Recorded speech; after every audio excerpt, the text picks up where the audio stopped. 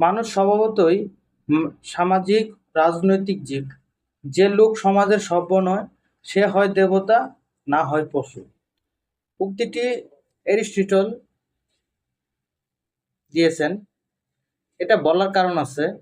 কারণ হচ্ছে, যে মানুষ সমাজে বসবাস করে সে কখনো দেবতা হয় না, আবার পশুও না, মাঝামাঝি অবস্থায় থাকে।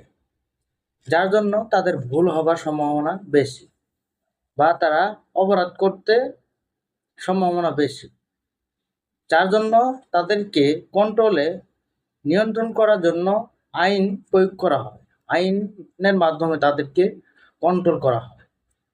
আর আইন যে দেশে যত কঠোর, সে দেশ তত নিয়ন্ত্রণ থাকে, সে দেশে তত মানুষ নিয়ন্ত্রণে অবস্থায় থাকে।